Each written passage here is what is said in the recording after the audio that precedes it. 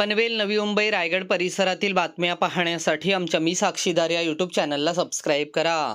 आंतरराष्ट्रीय महिला दिनानिमित्त भावना ग्रुप नवी मुंबई यांच्या वतीने विशेष कार्यक्रमाचे आयोजन करण्यात आले होते. या कार्यक्रमाचा शुभारंभ महापौर सुजाता पाटील आणि आमदार मंदाताई म्हात्रे यांच्या हस्ते दीप प्रज्वलन करून करण्यात आला. यावेळी आमदार मंदाताई म्हात्रे यांनी समाजाच्या सर्वांगीण प्रगतीत महिलांचा सहभाग अत्यंत मोलाचा असल्याचे सांगितले. महिलांनी शिक्षण, उद्योग, राजकारण, सामाजिक कार्य अशा विविध क्षेत्रात उल्लेखनीय कामगिरी करून आपली स्वतंत्र ओळख निर्माण केली आहे, असे त्यांनी नमूद केले. तसेच महिला या नात्याने भावना ग्रुपच्या व्यवस्थापकीय संचालक अपर्णा शहा यांची प्रेरणादायी भाषणे आणि महिला सक्षमीकरणाविषयी आमदार मंदाताई म्हात्रे यांनी मार्गदर्शन केले. या कार्यक्रमास मोठ्या संख्येने महिला आणि नागरिक उपस्थित होते. महिला दिनाच्या निमित्ताने समाजात समानता, सन्मान आणि संधी यांची जाणीव अधिक दृढ करण्याचा संकल्प यावेळी व्यक्त करण्यात आला. 8 मार्च हा जागतिक महिला दिन जगभरामध्ये साजरा केला जातो. भावना ग्रुपमध्ये हा दिवस 4 मार्च रोजी नवी मुंबईत एका आगळ्या-वेगळ्या पद्धतीने साजरा केला गेला. यामध्ये संस्कृती जपणारा संस्कृतीपूर्ण कार्यक्रम, महिलांना प्रोत्साहन असे उपक्रम, महिलांच्या कार्याला कौतुकाची थाप म्हणून प्रमाणपत्र, त्यांच्या कला आणि कौशलता सादरीकरणाद्वारे आणि वेगवेगळे खेळ खेळून उत्साहपूर्ण हा दिवस साजरा केला गेला. यावेळी भावना ग्रुपच्या व्यवस्थापकीय संचालक राजेश शहा, व्यवस्थापकीय संचालिका तथा संस्थापक EPR foundation eat play read संस्थापक Aparna Shah, Honda head Ankita Shinde, sports Sukumar आणि असंख्य महिला भगिनी उपस्थित होत्या. पर कार्यक्रम का आयोजन किया है, क्या कहना चाहिए? आज भावना ग्रुप के माध्यम से 8 मार्च और होली दोनों कार्यक्रम ज्वाइन एक साथ किए. जो महिलाएं आज यहाँ पर जो काम कर रही है उनको सबको साथ में लेके आज फूलों की होली भावना जी ने यहाँ पर रखे. बहुत खुशी हो रही है. हमारी संस्कार, हमारी परंपरा वो उन्होंने जागरूक रखी है. इसलिए कृष्ण और राधा के साथ अभी हम लोग होली खेलने वाले हैं और भावना जी को बहुत बहुत बधाई देती हूँ कि ऐसे ही कार्यक्रम अपने जो लोग अपने साथ में जुड़े, जो महिलाएं जुड़ी, उनके साथ में वो काम करना चाहिए. उनको आगे मोटिवेट करके लेके जाना चाहिए और कर रही है. उसके लिए उसको बहुत बधाई मैं दे रही हूँ. महिलाओं को क्या संदेश देना चाहेंगे? महिलाओं को एक ही कहूँगी कि अपने पैरों पे, अपने बलबूते पे खड़ा रहना सीखो, इंडिपेंडेंट खड़ा रहना सीखो और अपने दिल में जो भी ख्वाहिश है, जो भी उमंग है, तरंग है, उसको आगे लेके चलो. हमारे जैसे लोग आपके साथ में, अगर कहीं भी अड़चन है तो हम लोग उनके साथ में. भावना ग्रुपतर्फे आज महिला दिन साजरा केला जात आहे. आपण आज उपस्थित राहिलेला आहात, काय सांगाल? भावना ग्रुप नवी मुंबईमध्ये नावाजलेलं असं ग्रुप आहे आणि आज जागतिक महिला दिनाचा कार्यक्रम त्यांच्या माध्यमातून आयोजित केला गेलेला आहे.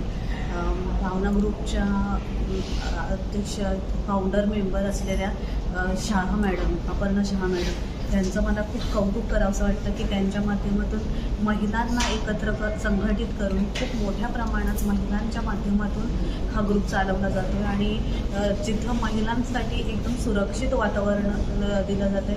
आजपर्यंत त्यांचा रेकॉर्ड राहिलेला आहे की एकही महिलांकडून कुठलीही कंप्लेंट नाही आणि अशा हसत खेळत वातावरणात सांस्कृतिक वसा जोपासत त्या आपल्या समाजात कार्य करत आहेत आणि स्वतःसाठी कार्य करत असताना त्या इतरांसाठी कार्य म्हणून त्यांचा एक आगळा वेगळा उपक्रम जो आहे खा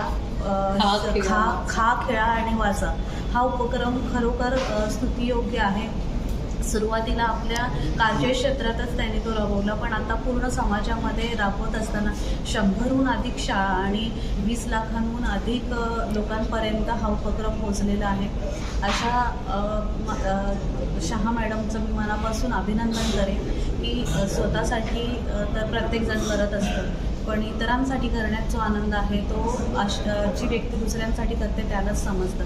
आणि महिलांसाठी एक महिला म्हणून त्यांनी जो पाऊल पुढे उचललेला आहे नक्कीच स्तुतीच्या योग्य आहे. आज महिला प्रत्येक क्षेत्रात पुढे आहे. त्यांनीही त्यांच्या क्षेत्रात जे कार्य केलेलं आहे ते स्तुतीच्या योग्य आहे. आपण महिला महापौर आहात, महापालिकेच्या माध्यमातून महिलांसाठी काही नवीन योजना आणणार आहात का? महिला महापौर जरी असली तरी ह्याआधीही जेव्हा महिला बालकल्याण समितीची सभापती असताना महानगरपालिकेच्या माध्यमातून विविध अशा महिलांसाठी पालिकेच्या योजना आहेत आणि ह्यापुढेही नवीन नवीन योजना महिलांसाठी राबवण्याचा मानस आहे. आदरणीय गणेशजी नाईक साहेबांच्या माध्यमातून नवीन एक योजना येत्या महिला दिनानिमित्त आम्ही आणत आहोत, ज्या माध्यमातून महिलांसाठी स्वयंरोजगाराचा मोठा असा पर्याय त्यांच्यापुढे उपलब्ध होणार आहे आणि ह्यासाठी जे महिलांचं योगदान त्यामध्ये खूप मोलाचं ठरणार आहे. हरे कृष्णा। मैं बहुत आभारी हूँ भावना मैम को जिन्होंने मुझे आज यहाँ पे प्रोग्राम के लिए बुलाया है, जहाँ पर राधा कृष्ण के साथ ये जो स्टाफ है उनको उनकी सेवा में करने के लिए होली का कार्यक्रम आयोजित किया है और ये देखकर भी बड़ा अच्छा लग रहा है। उन्होंने अपने स्टाफ को भी कनेक्ट करना चाहा है भगवान कृष्ण के साथ और ये बहुत दुर्लभ है। आजकल लोग इतने कमर्शियली और वैसे होते हैं कि अपने स्टाफ की अपब्रिंगिंग और उनके सोल सर्चिंग और भगवान से कनेक्शन के बारे में कम सोचते हैं। इनका ये इनिशिएटिव काफ़ी सराहनीय है। इनके साथ साथ इन्होंने जो अपना फाउंडेशन स्टार्ट किया है that is each play end read. So ये जो ईच प्ले एंड रीड जो इनका फाउंडेशन है ये भी बहुत ही सराहनीय है। वो चाहती हैं कि जो बच्चे वहाँ पर खाना खा के जंक फूड खा के बीमार पड़ रहे हैं उनकी जगह वो घर का बना शुद्ध सात्विक खाना खाएं भगवान को भोग लगाकर, और साथ साथ में खेले भी। तो आजकल डिजिटलाइज होने की वजह से बच्चे इतने ज़्यादा डिजिटल हो गए हैं कि वो कहीं ना कहीं डिप्रेशन मायूसियों में पड़े जाते हैं। वो जो हमारा बचपन था जब हम एक दूसरे के साथ मिलकर ग्राउंड पे खेला करते थे, एक दूसरे का पर्सनल कनेक्शन हुआ करता था, वो सब मिसिंग होता जा रहा है। तो इनका ये भी एक इनिशिएटिव बहुत ही सराहनीय है। और साथ में ही इनका एक और इनिशिएटिव है रीड। तो वो जो रीड करें तो वो चाहती है कि वो बुक्स जो हैं बच्चों के सबसे अच्छे मित्र रहें और धार्मिक ग्रंथों का भी उन्होंने अनुष्ठान किया है कि वो भी उसमें इंक्लूड करें। So I am really thankful to her and Hare Krishna. आज भावना ग्रुपतर्फे महिला दिन साजरा केला जात आहे, तर काय सांगाल? मला एकच सांगायचं आहे, आज आम्ही नवी मुंबईमध्ये भावना ग्रुपमध्ये आज जागतिक महिला दिन हा साजरा करतो आहे। हा फक्त एका दिवसाचा सण किंवा सेलिब्रेशन नाही आहे, तुम्हालाही माहिती आहे।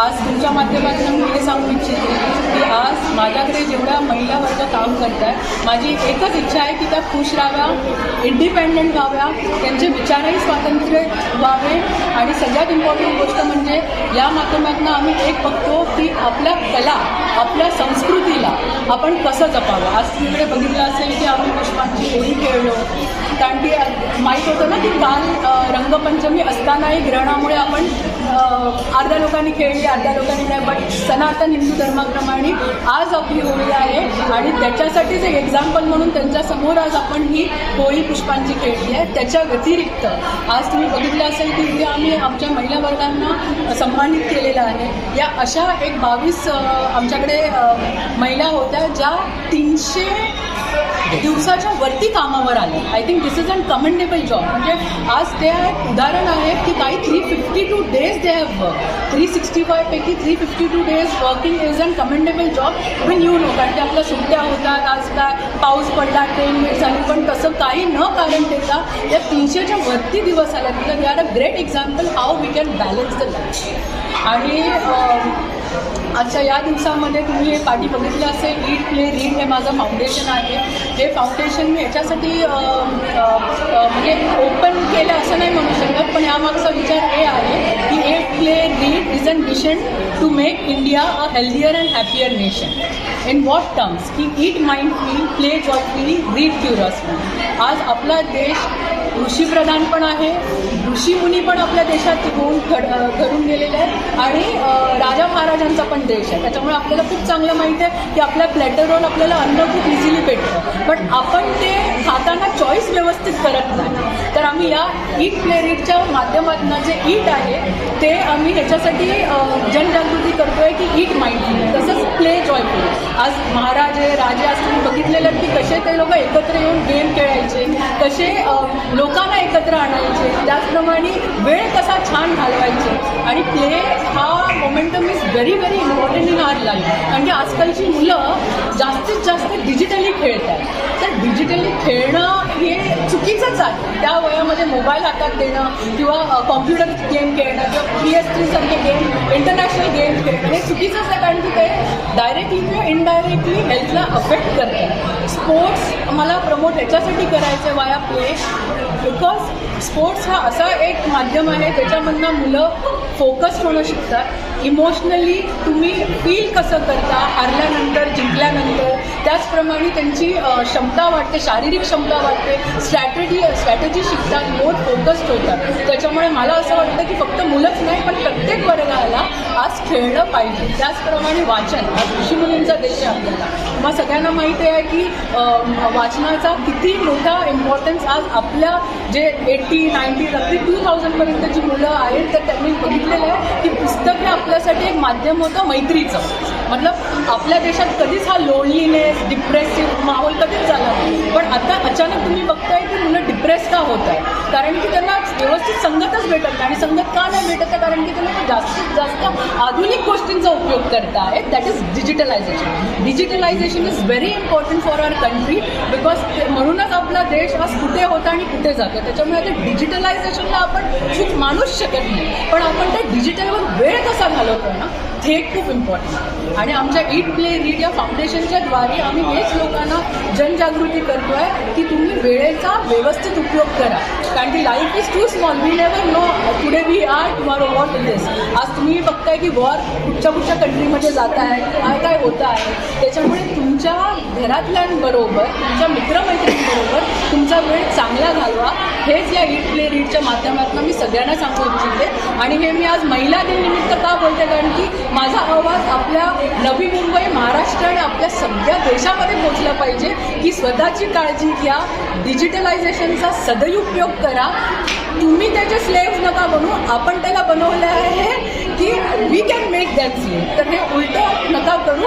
जनरेशनला चांगल्या विचारांनी सांभाळा. जय हिंद, जय महाराष्ट्र. कोणकोणते प्रमुख पाहुणे आपल्या कार्यक्रमासाठी लाभले? आज आता MLA आपल्या मंदाताई इकडे आलेले आहेत. त्याचप्रमाणे तुम्ही बघितलं असेल की स्पोर्ट्स सम्राट इकडे जे big fan of RCB as well as Indian cricket टीमचे पॅशनेट लेबर जे प्रत्येक वर्ल्ड कपला तुम्हाला दिसतात, तसे स्पोर्ट्सचे सुकुमारजी इकडे आलेले आहेत. त्याचप्रमाणे नवी मुंबईच्या एस्कॉन मंदिरातनं सुपर्णा माताजी इकडे आलेल्या आहेत. तर त्या आपल्याला फुलोच्या होळीबद्दल पण खूप चांगल्या माहिती देतात.